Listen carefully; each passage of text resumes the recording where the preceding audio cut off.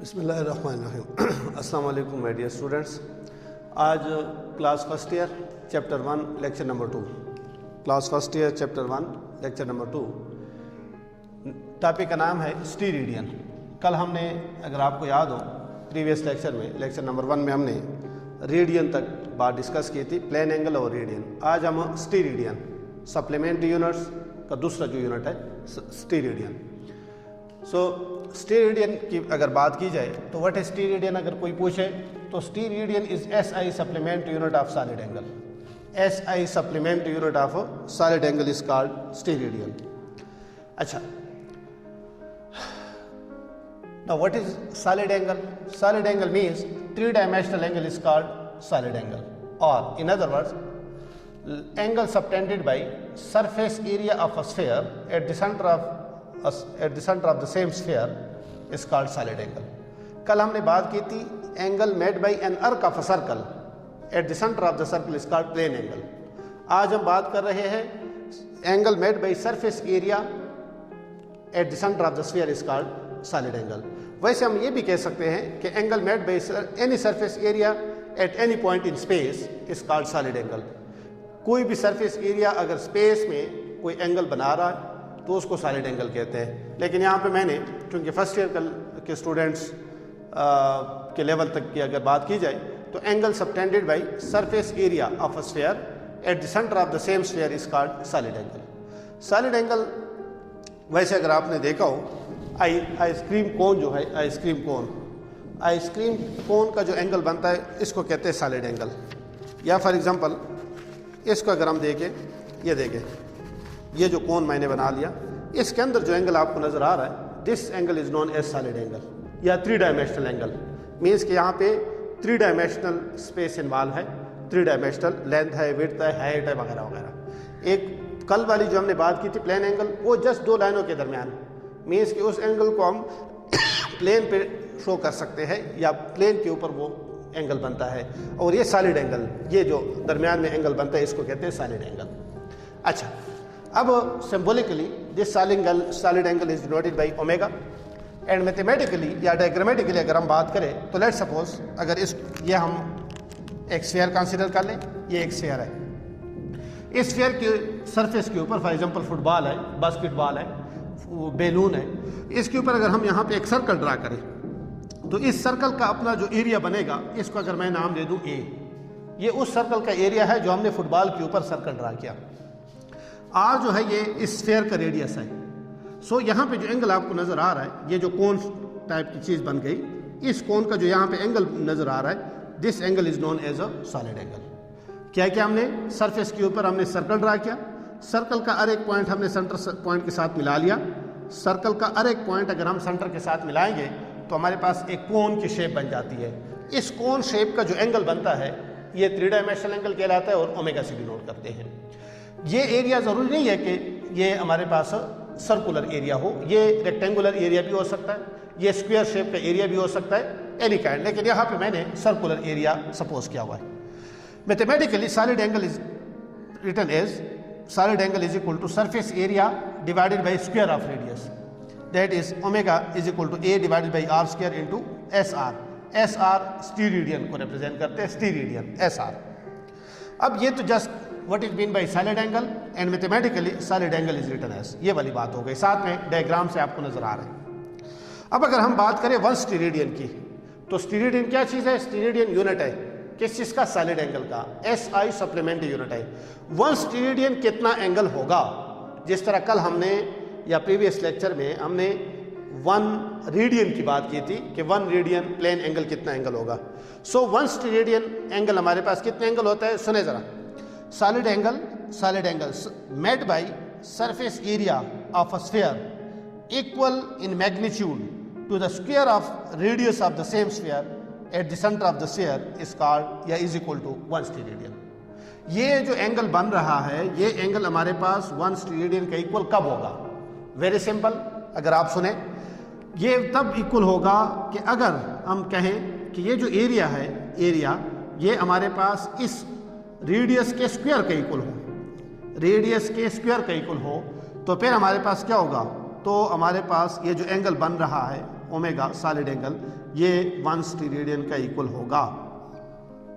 अगर ये एरिया इस स्क्वायर ऑफ रेडियस का ट्वाइस हो जाए तो फिर यहाँ पे जो एंगल बनेगा वो 260 रेडियन का इक्वल होगा। अगर ये एरिया स्क्वायर ऑफ आर का हाफ हो जाए, आधा हो जाए, तो फिर 1/260 radian and so on and so on. मतलब ये है कि इस शोन डायग्राम में मैंने लिखा हुआ है in shown figure if A is equal to are square then omega is equal to 160 radian. Put A is equal to are square in equation 1। अगर हम इस इक्वेशन 1 में ए की जगह आर स्क्वायर पुट करेंगे तो ये हमारे पास क्या हो जाएगा, A by r square is equal to are square by r square is equal to 160 radian. अब A is equal to are square में कभी कभी बच्चे कंफ्यूज होते हैं, इसको अगर थोड़े डिस्कस किया जाए वो इस तरह कि लेट सपोज, मैं सपोज करता हूँ अगर आर है हमारे पास let suppose 4 centimetre and area जो है वो, ये जो मैंने एरिया सपोज किया हुआ है, मैंने जो एरिया सपोज किया हुआ है अगर ये है हमारे पास 16 सेंटीमीटर स्क्वायर। अब कंसेप्चुअली अगर मैं आपसे पूछूं कि भाई इन दोनों क्वांटिटीज में क्या रिलेशन है, ये हमारे पास a is equal to 4r, a is equal to are square, इन दो रिलेशन में से कौन सा करेक्ट रिलेशन है r और एरिया के अंदर? तो कुछ स्टूडेंट्स कहते हैं कि दोनों सही है, क्योंकि यहाँ पे 4 मल्टीप्लाइड बाई 4 सेंटीमीटर ये 16 सेंटीमीटर आ जाता है। तो यहाँ पे for example a is equal to are square, 4 का स्क्वायर ले ले तो भी 16 बनता है। लेकिन बेटा यहाँ पे आपने ये देखना है कि अगर हम यहाँ पे देखें तो 4 multiplied by 4 centimetre is equal to 16 centimetre, not 16 centimetre square. Area हमारे पास 16 सेंटीमीटर स्क्वायर का इक्वल है। तो ये अगर हम इस तरह कर ले, यहाँ पे देख ले, तो चूंकि 4 सेंटीमीटर रेडियस है तो 4 सेंटीमीटर का अगर हम स्क्वायर ले ले तो ये बन जाता है 16 centimetre square which is equal to area supposed. जो एरिया हमने सपोज किया था उसके इक्वल हो जाता है ये चीज़। तो कहने का मतलब ये है कि अगर radius of the sphere 4 centimetre हो और यहाँ पे हमने एरिया जो सपोज किया हुआ है वो 16 सेंटीमीटर स्क्वायर हो, तो फिर यहाँ पे जो एंगल बनेगा वो किस चीज़ के इक्वल होगा, वो हमारे पास 160 रेडियन के इक्वल होगा। सिमिलरली अगर हमारे पास क्या हो, अगर हमारे पास आर जो है वो 5 सेंटीमीटर हो और एरिया जो है वो हमारे पास होना चाहिए 25 सेंटीमीटर स्क्वायर, 25 सेंटीमीटर स्क्वायर।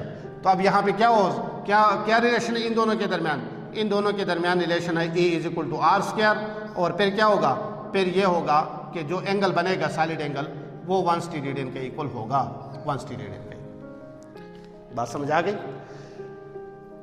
एक बार फिर हमने ये कहा कि अगर एरिया हमारे पास स्क्वायर ऑफ रेडियस के इक्वल होगा तो सॉलिड एंगल 160 रेडियन के इक्वल होगा। अब इस चीज़ को हम इस तरह एक्सप्लेन कर सकते हैं कि अगर radius of the sphere 4 centimetre हो, एरिया 16 सेंटीमीटर स्क्वायर हो, तो इन दोनों के दरमियान क्या रिलेशन है? ये वाला रिलेशन है। ये ऊपर वाला रिलेशन गलत है। A is equal to are square, तो यहाँ पे जो एंगल बनेगा वो 160 रेडियन के इक्वल होगा।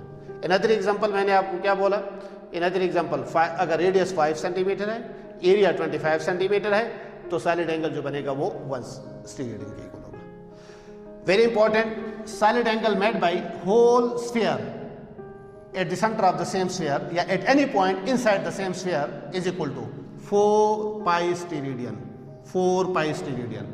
अगर इसको हम न्यूमेरिकली कैलकुलेट करें 4 मल्टीप्लाइड बाई 3.14 तो ये 12 पॉइंट समथिंग आ जाएगा। बहरहाल 4 pi steradian। That is in equation 1 अगर हम पूरे स्फीयर की बात करें तो पूरे स्फीयर का एरिया होता है हमारे पास 4 pi r स्क्वायर। तो इस 4 pi r स्क्वायर वाले एरिया को अगर हम यहाँ पे पुट करें इक्वेशन नंबर 1 में तो इससे आ जाता है 4 pi steradian। So angle made by whole sphere at the centre of the sphere या at any point inside the sphere always equal to 4 pi steradian। दूसरा point MCQs point of view से, solid angle made by hemisphere. कल हमने बात की थी semi circle, आज hemisphere. So hemisphere mean आधा स्फीयर।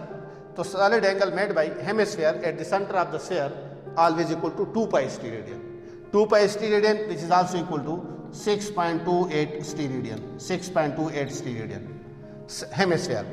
तीसरा point, numerical ratio of plane angle made by whole circle to solid angle made by whole sphere is equal to ये plane angle theta divided by omega।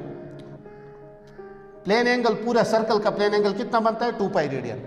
पूरे sphere का solid angle कितना बनता है 4 पाई स्टीरेडियन। तो इन दोनों की न्यूमेरिकल रेशो कैंसल 1/2 1/2। और हम ये भी कह सकते हैं कि अगर हम क्रॉस मल्टीप्लिकेशन करें तो solid angle is equal to twice of plane angle. Solid angle made by whole sphere numerically always equal to twice to the plane angle made by whole circle at the centre of the circle. अच्छा, next topic है scientific notation. बेटा scientific notation ये कोई इसमें कोई physics या कोई science नहीं है, जस्ट एक कन्वेंशन है कि भाई हम साइंटिफिक नोटेशन या स्टैंडर्ड फॉर्म में किसी नंबर को कैसे लिखते हैं। टू एक्सप्रेस वेरी लार्ज और very small number in power of 10 that is in the form of n is equal to m into 10 power n is called scientific notation और standard form. जब हम किसी small या large number को इस shape में, इस फॉर्म में लिख लेते हैं, so this notation is called scientific notation और in other word standard form. अब इसमें अगर हम n की बात करें, what is n, any large और एनी स्मॉल नंबर। सुने, ये इंपॉर्टेंट है m। अगर हम m की बात करें तो m जो है हमारे पास इन बिटवीन 1 and 10 कोई नंबर होना चाहिए। That is 1 m is greater than और equal to 1 and less than 10। मतलब 1 से लेकर 9.9 तक हो सकता है, 10 नहीं हो सकता है, लेस देन 10 होगा हमेशा। और ये जो स्मॉल n है ये हमेशा कोई इंटीजर होगा, that is 0 +-1 +-2 +-3 and so on. अब किसी भी नंबर को हम एक एक्सपोनेंशियल फॉर्म में लिखते हैं और एक साइंटिफिक नोटेशन में लिखते हैं। एक्सप्लेनेशन में फॉर एग्जांपल अगर हम एक नंबर लिख लें कि n इज इक्वल टू 25000, 25,000 एक नंबर है। इसको अगर मैं साइंटिफिक नोटेशन में लिखना चाहता हूँ तो साइंटिफिक नोटेशन के लिए से पहले अगर मैं कहूँ कि लेट्स सपोज ऑप्शन ए, मैं इस तरह लिख लेता हूँ 2500.0 इंटू 10 पावर 1। बी ऑप्शन मैं इसको इस तरह लिख लेता हूँ 250.00 into 10 power 2। C option n is equal to 25.000 into 10 power 3। और D n is equal to 2.5000 into 10 power 4।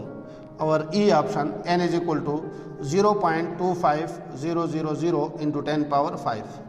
अगर मैथमेटिक्स पॉइंट ऑफ व्यू से बेटा देखें तो मैथमेटिक्स पॉइंट ऑफ व्यू से ये सारे नंबर जो है ये इस चीज़ के इक्वल है। ये 2500 multiplied by 10 is equal to 25,000, ये भी सही है। 250 मल्टीप्लाइड बाई 100 ये भी 25,000 के इक्वल है। 25 मल्टीप्लाइड बाई 1000 ये भी 25,000 के इक्वल है। मैथमेटिक्स पॉइंट ऑफ व्यू से all these are equal to you can say 25,000। लेकिन अगर हम इनमें से साइंटिफिक नोटेशन की बात करें तो यहाँ पे m की जगह पे अगर हम बात करें, m की जगह पे नंबर जो आ रहा है इस फॉर्म के साथ अगर हम कंपेयर कर लें तो m की जगह पे जो नंबर आ रहा है वो 2500 है, विच इज़ ग्रेटर देन 10। और इस कंडीशन के मुताबिक ये साइंटिफिक नोटेशन नहीं हो सकता। अगर इसमें देखें तो यहाँ पे m की जगह पे क्या चीज़ है 250.00 मतलब 250, तो 250 इज आल्सो ग्रेटर देन 10। यहाँ पे 25 also greater than 10। 2.5 is lying in between 1 and 10, 2.5। और अगर यहाँ पे देखा जाए तो यहाँ पे 0.25 है। यहाँ पे m जो है ये क्या चीज़ है, m इज लेस देन 1, ये भी सही नहीं है। और इन तीनों चीज़ों में क्या चीज़ है, m इज ग्रेटर देन 10, इसमें भी m इज ग्रेटर देन 10, इसमें भी m इज ग्रेटर देन 10, इसमें जो है m is lying in between 1 and 10। यहाँ पे ये कंडीशन क्या हो रही है, इस वाले केस में कंडीशन फुलफिल हो रही है। लिहाजा इन 5 ऑप्शन में कौन से वाला करेक्ट साइंटिफिक नोटेशन है, डी वाला। समझाने के लिए मैंने एक एग्जांपल सपोज की कि लेट्स सपोज 25,000 एक बड़ा नंबर है। इसको अगर हम साइंटिफिक नोटेशन में लिखे तो ये 5 तरीकों से हम इसको एक्सपोनेंशियल फॉर्म में लिख सकते हैं। लेकिन इन सारे एक्सपोनेंशियल फॉर्म में से ये डी वाला जो ऑप्शन है ये करेक्ट साइंटिफिक नोटेशन है। इस तरीके से अगर हम एक दूसरी एग्जांपल सपोज करें, एक दूसरी कि भाई एक स्मॉल नंबर है, let's suppose n is equal to 0.00025, ये एक नंबर है। तो अगर इसको हम साइंटिफिक नोटेशन में लिखना चाहें तो साइंटिफिक नोटेशन में डेसिमल आ जाएगा यहाँ पे। इसको हम करेंगे 2.5 इंटू 10 पावर 1 2 3 4 5, चूँकि राइट की तरफ हम डेसिमल लेकर गए हैं तो -5। अब हमने ये देखना है कि ये जो 5 है 2.5 ये हमारे पास क्या है, ये इन बिटवीन क्या चीज़ है, in between 2.5 is greater then 1 and less than 10। लिहाजा इस नंबर को अगर हम साइंटिफिक नोटेशन में लिखेंगे तो ये करेक्ट फॉर्म होगा। इसके और भी मुख्तलिफ फॉर्म हो सकते हैं, एक्सपोनेंशियल फॉर्म, लेकिन साइंटिफिक नोटेशन जो है वो 2.5 × 10⁻⁵ हो जाएगा। तो बेटा ये बात हो गई किस चीज़ की, साइंटिफिक नोटेशन की। ईटा में भी इसी के साथ रिलेटेड एमसीक्यूज आते हैं कि भाई which are the following is correct scientific notation of this number और you can say this number. कोई नंबर गिवन होगा उसको हमने साइंटिफिक नोटेशन में कैसे लिखना है। तो ये तो बात हो गई साइंटिफिक नोटेशन की। आगे चलते हैं प्रीफिक्सेस। तो बेटा प्रीफिक्सेस वंस अगेन ये भी एक कन्वेंशनल टॉपिक है। कन्वेंशनली हमने क्या किया हुआ है, power multiples and submultiples of 10 के लिए कुछ स्पेशल नाम रखे हुए हैं। इन स्पेशल नाम्स को कहते हैं प्रीफिक्सेस। किस पर्पस के लिए, जस्ट फॉर कन्वेंशन, आसानी के लिए। इसमें भी कोई फिजिक्स कोई साइंस वगैरह नहीं है। बहरहाल डिफाइन कैसे करते हैं प्रीफिक्सेस को, multiples and submultiples of 10 which are given special names and are used to express very large or very small quantities conveniently or easily are called prefixes। किसी भी very large और very small quantity को आसानी के साथ मुख्तसरन express करने के लिए हमने मल्टीपल्स एंड सब मल्टीपल्स के लिए कुछ स्पेशल नेम रखे हैं और इनको हम यूज़ करते हैं किस पर्पस के लिए, टू एक्सप्रेस वेरी लार्ज और very small quantities conveniently easily. अच्छा, ये प्रीफिक्सेस कौन से हैं आपके बुक में, ये टेबल बना हुआ है, क्लास 9 में भी आप लोग पढ़ चुके हैं। 10⁻18 exa, 15 peta, 12 tera, giga, mega, kilo, hecto, deca. इसी तरह atto, femto, pico, nano, micro, milli, centi and deci. अब बात यह है कि कैसे हम इन प्रीफिक्सेस को यूज़ करके किसी भी स्मॉल और लार्ज क्वांटिटी को मुख्तसरन या आसानी के साथ एक्सप्रेस कर सकते हैं। फॉर एग्जांपल अगर मैं कोई डिस्टेंस की बात करूं, लेट सपोज कोई डिस्टेंस है और वो है लेट सपोज 150,000 एंड 0 मीटर, या लेट सपोज पहले 3 मीटर्स की बात करते हैं, 15,000 मीटर एक डिस्टेंस है। अब इसको मैं प्रीफिक्स यूज़ करके कैसे कन्वीनियंटली यूज़ कर लिख सकता हूँ, 15 × 10⁻3 साथ में मीटर आ जाएगा। अब 10⁻3 जो है ये एक प्रीफिक्स है। 10⁻3 ये हमारे पास एक प्रीफिक्स है जिसको हम कहते हैं किलो, के से डिनोट करते हैं, के से। तो यहाँ पे अगर मैं लिख लूँ 15 के और एम, किलोमीटर, 15 किलोमीटर, तो देखें 15,000 मीटर को हमने मुख्तसरन 15 किलोमीटर क्या क्या एक्सप्रेस किया। इसी तरह लेट सपोज वायर है, उसका डायमीटर है, डायमीटर ऑफ वायर 0.0000 और साथ में 25 मीटर, ये डायमीटर है।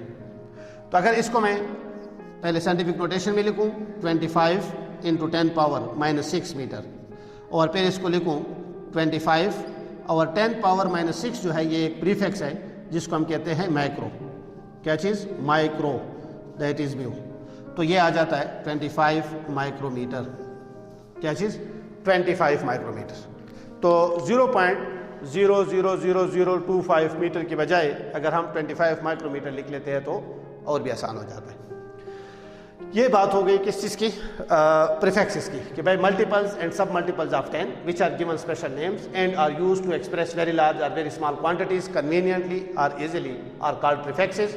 ये प्रीफिक्सेस है मुख्तलिफ, आपकी बुक में भी टेबल बना हुआ है, और ये इन प्रीफिक्सेस को यूज़ करने का तरीका है। हर जगह पे हम क्या करते हैं, जिस तरह फॉर एग्जांपल हम इस मार्कर की लेंथ को मेजर करते हैं तो हम मीटर यूनिट के बजाय सेंटीमीटर यूज़ करते हैं, प्रेफर करते हैं। इसके अगर मैं फॉर एग्जांपल डायमीटर मेजर करना चाहूँ तो सेंटीमीटर से फिर छोटे यूनिट मतलब मिलीमीटर हम यूज़ करना चाहते हैं। इसी तरह दो शहरों के दरमियान जब हम क्या करते हैं, डिस्टेंस को मेजर करते हैं तो बजाय मीटर के हम किलोमीटर प्रेफर करते हैं कि किलोमीटर यूनिट यूज़ करें। तो बहरहाल ये हमारे पास प्रीफिक्सेस की बात हो गई। इसके बाद conventions for using SI units, इनके साथ कुछ बातें और भी हम बाद में डिस्कस करेंगे एमसीक्यूज़ पॉइंट ऑफ व्यू से, वो बाद में मैं आपको बताता हूँ। Conventions for using SI units, तो बेटा एसआई यूनिट्स को जब हम लिखते हैं तो उसके लिए भी हमने कुछ कन्वेंशंस बनाई हुई है, कन्वेंशंस, और उन कन्वेंशंस को फॉलो करके हम एसआई यूनिट्स को हमेशा इस्तेमाल करते हैं। कौन सी कन्वेंशन? सबसे पहला कन्वेंशन ये है कि full name of a unit does not begin from a capital letter. जब भी हम कोई full name of a unit लिखते हैं, फॉर एग्जांपल हम लिखते हैं मीटर, तो मीटर को अगर हम कैपिटल M से क्या करें, स्टार्ट करेंगे, तो ये क्या हो जाएगा, ये गलत होगा। इसको हमने स्टार्ट करना होगा मीटर से, स्मॉल लेटर से, तो ये सही होगा। इसी तरह अगर न्यूटन है, तो न्यूटन को अगर हम इस तरीके से लिखेंगे तो ये नेम ऑफ साइंटिस्ट को रिप्रेजेंट करता है, ये तरीका क्या होगा, गलत होगा। अगर हमने न्यूटन का फुल नेम लिखना है तो हमने इसको स्मॉल n के साथ शुरू करना होगा, न्यूटन। ये एक कन्वेंशन है कि न्यूटन को इस तरह लिखेंगे यूनिट को एक्सप्रेस करने के लिए, full name of unit Newton लिखेंगे तो गलत होगा। इसी तरह जॉल, एम्पियर, वोल्ट वगैरह वगैरह। सिंबल ऑफ यूनिट जब हम लिखते हैं, फॉर एग्जांपल फुल नेम के बजाय आप मीटर लिखना चाहते हैं, सिर्फ m मीटर है, फुल नेम आप नहीं लिखना चाहते बल्कि सिंबल लिखना चाहते हैं, तो m अगर आप लिखेंगे तो ये ठीक होगा।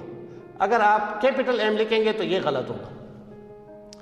अब एक दूसरा ऐसा यूनिट जिसका नाम जो है वो साइंटिस्ट के नेम से डिराइव्ड है, जिस तरह न्यूटन है। अब न्यूटन को आप स्मॉल n से लिखेंगे तो ये गलत होगा, इसको फिर आपने कैपिटल N से लिखना होगा। यहाँ पे दो मुख्तलिफ यूनिट्स हमने डिस्कस किए। एक ऐसा यूनिट जिसका नाम साइंटिस्ट के नेम से डिराइव्ड न हो, तो इस यूनिट को अगर हम सिंबॉलिकली रिप्रेजेंट करेंगे, किसी सिंबल से रिप्रेजेंट करेंगे, तो स्मॉल लेटर से डिनोट करेंगे, न कि कैपिटल से। अगर कोई यूनिट साइंटिस्ट के नेम से डिराइव्ड है, जिस तरह न्यूटन है, तो न्यूटन को हम स्मॉल n से नहीं रिप्रेजेंट करेंगे बल्कि कैपिटल N से रिप्रेजेंट करेंगे तो ठीक होगा। इसी तरह जॉल को हम जब फुल नेम लिखेंगे तो स्मॉल J से शुरू करेंगे, सिंबल लिखेंगे तो हम कैपिटल J। इसी तरह वाट, इसी तरह एम्पेयर, इसी तरह जॉल, इसी तरह वोल्ट, इसी तरह फेराड वगैरह वगैरह। लेकिन ऐसे यूनिट्स जिनके नाम साइंटिस्ट के नेम से डिराइव्ड नहीं है, उनका फुल नेम के बजाय जब हम उसका सिंबल लिखते हैं तो स्मॉल लेटर लिखेंगे।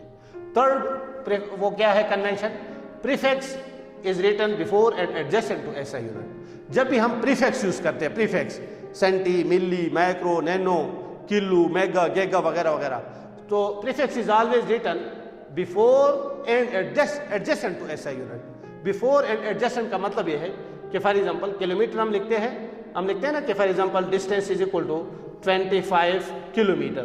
तो ये जो मैंने लिखा हुआ है किलोमीटर, अगर हम इसको इस तरह लिखेंगे K और M, एक स्पेस बीच में छोड़ेंगे, तो ये गलत होगा, इस तरह नहीं लिखेंगे। हम वही K और M है, लेकिन अगर हम M और K को बाद में लिखेंगे तो ये दोनों तरीके क्या होंगे, ये गलत होंगे। Prefix is always written before base unit and adjacent to base unit, बीच में कोई स्पेस वगैरह नहीं छोड़ेंगे। इसी तरह for example diameter of wire, let's suppose 10 millimetre. अब देखिए यहाँ पे हमने मिलीमीटर, एक M for milli and another M for metre, so millimetre. तो ये third convention, prefix is always written before SI unit and adjacent to SI unit. Number 4, combination of unit is written each with one space apart. अगर हमने दो units use करने हैं, for example हम कहते हैं कि न्यूटन मीटर, जब हम न्यूटन मीटर को लिखेंगे तो न्यूटन मीटर इस तरह लिखेंगे, न्यूटन मीटर। इसी तरह फॉर एग्जांपल kg मोमेंटम का यूनिट, मीटर पर सेकेंड, इस तरह लिखेंगे। वन स्पेस अपार्ट लिखेंगे जब हम दो या दो से ज़्यादा यूनिट्स को आपस में कॉम्बिनेशन फॉर्म में लिखते हैं, कंबाइन करते हैं। Double, triple and so on prefixes are not allowed. किसी भी क्वांटिटी को एक्सप्रेस करने के लिए double, triple and so on prefixes are not allowed. For example मेरे पास एक क्वांटिटी है, लेट्स सपोज डिस्टेंस है, कोई डायमीटर ऑफ हेयर है या वायर है, और वो है लेट्स सपोज 2 × 10⁻⁹ मीटर। अब आप में से कोई ये कहता है कि भाई मैं इसको प्रीफिक्स यूज़ करके इसको एक्सप्रेस करना चाहता हूँ 10⁻³ × 10⁻⁶ मीटर।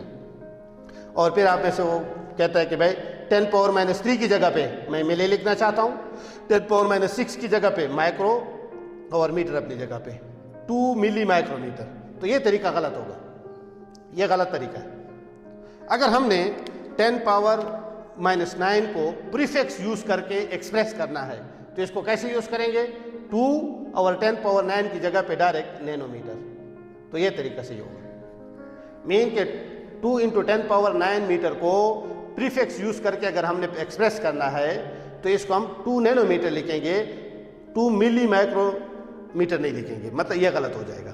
इसी तरह 10⁻⁻12 की जगह पे अगर आप कहते हो मैं डबल माइक्रो लिख लेता हूँ, नहीं, या 10⁻�6 की जगह पे आप कहते हो मैं मिली लिख लेता हूँ, 2 मरतबा मिली, तो double and triple prefixes are not allowed. When a multiple of a base unit is raised to a power, the power is applied to the whole multiple and not just the base unit. कभी कभी हमारे पास power आ जाती है, power किसी base unit के ऊपर exponent power आ जाती है, पावर, तो पावर को एक्सप्रेस करने के लिए अगर किसी उसके ऊपर पावर आ जाए बेस यूनिट के ऊपर, तो बेस यूनिट के ऊपर जब हम पावर लिखेंगे और साथ में इसको फिर क्या कहते हैं उसको प्रीफिक्स में लिखेंगे, मल्टीपल फॉर्म में लिखेंगे, तो ये पूरे मल्टीपल के ऊपर पावर आएगी, न कि सिर्फ बेस यूनिट के ऊपर। फॉर एग्जांपल ये इंपॉर्टेंट है समझना, मीटर स्क्वायर, 1 मीटर स्क्वायर।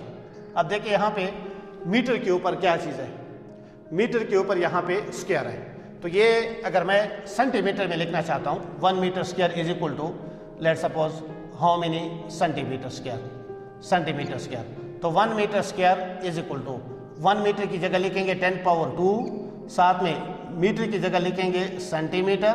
अब वो जो 2 है ये सिर्फ m के ऊपर नहीं रहेगा बल्कि इस होल के ऊपर आ जाएगा 2, तो ये हो जाएगा 10⁻4 सेंटीमीटर स्क्वायर। लेट सपोज अगर हम मिलीमीटर क्यूब को 1 मिलीमीटर क्यूब को किस चीज़ में कन्वर्ट करना चाहते हैं, मीटर क्यूब में कन्वर्ट करना चाहते हैं, मीटर क्यूब में इंटू मीटर क्यूब, तो क्या होगा 1 मिलीमीटर क्यूब। अब यहाँ पे आपको नज़र आ रहा है कि क्यूब जो है वो सिर्फ बेस यूनिट के ऊपर है, मीटर के ऊपर यूनिट वो है, पावर है, एक्सपोनेंट है, लेकिन जब हम इसको मीटर में कन्वर्ट करेंगे तो यहाँ पे आ जाएगा 1 मतलब 10⁻⁻3 साथ में मीटर। अब ये मीटर क्यूब सिर्फ m के ऊपर नहीं होगा बल्कि होल के ऊपर होगा, मल्टीपल के ऊपर भी पावर आएगी, एक्सपोनेंट आएगी, और ये हो जाएगा 10⁻⁹ मीटर क्यूब, 10⁻⁹ मीटर क्यूब। अलबत्ता अगर इस तरह हो जाए कि फॉर एग्जांपल 2 मिलीमीटर क्यूब, अब ये 2 अपनी जगह पे होगा, इसके ऊपर एक्सपोनेंट नहीं आएगा। इसके अलावा इस मिली की जगह जब मैं लिखूंगा 10⁻⁻3 और साथ में मीटर, तो पावर जो है इस मल्टीपल के ऊपर आएगा, इस 2 के ऊपर नहीं आएगा, 10 मल्टीपल के ऊपर आएगी पावर, तो ये हो जाएगा 2 × 10⁻⁹ मीटर क्यूब। तो इस तरीके से हम जब भी इस कन्वर्जन करेंगे तो हमने यह ख्याल रखना होगा कि जो बेस यूनिट के ऊपर पावर होती है ये सिर्फ बेस यूनिट के ऊपर नहीं होगी। अगर यहाँ पे फॉर एग्जांपल बेस यूनिट को हम कोई सेंटी या मिली वगैरह में लिखना चाहें तो मल्टीपल के ऊपर भी हमारे पास क्या होगा, वो पावर आएगी, एक्सपोनेंट आएगा। ये तो बात हो गई किस चीज़ की, कन्वेंशन फॉर एसआई यूनिट की। आखिरी कन्वेंशन ये है कि जब भी हम क्या करते हैं, जब भी हम कोई फिजिकल क्वांटिटी यूज़ करते हैं न्यूमेरिकल प्रॉब्लम में, तो उसको क्या लिखते हैं, इसके बाद 7 कन्वेंशन आपकी बुक में लिखी हुई है। तो जब भी हम कोई फिजिकल क्वांटिटी यूज़ करते हैं, फार्मूला यूज़ करते हैं, तो जो क्वांटिटी हमें गिवन हो हमने उसको एसआई यूनिट पे कन्वर्ट करना होता है। फॉर एग्जांपल अगर डिस्टेंस गिवन है मिलीमीटर में तो उसको हम मीटर में कन्वर्ट करेंगे, अगर मास गिवन है ग्राम में तो हम इसको किलोग्राम में कन्वर्ट करते हैं, अगर स्पीड गिवन है किलोमीटर पर आवर में तो हम इसको पहले मीटर पर सेकंड में कन्वर्ट करेंगे, अगर फॉर एग्जांपल एक्सेलरेशन गिवन है फुट पर सेकंड स्क्वायर में तो हम इसको मीटर पर सेकंड स्क्वायर में पहले कन्वर्ट करेंगे, उसके बाद फार्मूले में यूज़ करेंगे। तो अगर हमने कोई फार्मूला यूज़ करना हो तो फार्मूला यूज़ करने से पहले हमने सारे बेस क्वांटिटीज़ को एसआई यूनिट्स में लिखना होता है। अच्छा, अब प्रीफिक्सेस के बाद के साथ मैंने रिलेटेड आपको कहा था कि कुछ बातें डिस्कस करेंगे, स्पेशली ई टाइम सिक्यूज पॉइंट ऑफ व्यू से। तो ई टाइम सिक्यूज पॉइंट ऑफ व्यू से बेटा प्रीफिक्सेस के साथ दो तीन चीज़ें हैं, और वो ये, एक होता है माइक्रो, एक होता है मैक्रान। सो माइक्रो जो है, माइक्रो ये नेम ऑफ अ प्रीफिक्स है और ये 10⁻⁻6 को कहते हैं। लेकिन अगर मैं बात करूं मैक्रान की, मैक्रान, तो मैक्रान जो है ये 10⁻⁻6 मीटर है। मैक्रान क्या चीज़ है? Micron is name of unit of a length and micro is name of a prefix. Micro is name of a prefix, micron is name of unit of length. और MCQs में आता है कि what will be ratio of 1 micro 1 micron to 1 micro, 1 micron और 1 micro के दरमियान ratio क्या होगी? So micron mean 10 power minus 6 meter, micro mean just 10 power minus 6, तो ये दोनों कैंसल और यह आ जाएगा जस्ट 1 मीटर। इसी तरह एक और चीज़ और वो है फेमटो। एक है हमारे पास फेमटो और एक है जनाबे वाला फर्मी। तो फेमटो जो है name of a prefix that is 10 power minus 15, fermi is 10 power minus 15 metre, 10 power minus 15 metre.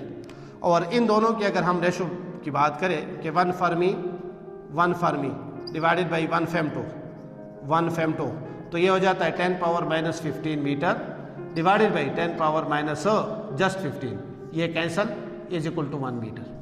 इसको मैं उल्टा करूंगा तो मीटर इनवर्स आ जाएगा, इसको उल्टा करेंगे ऊपर नीचे लिखेंगे तो यहाँ पे मीटर इनवर्स आ जाएगा, 1 मीटर आ जाएगा।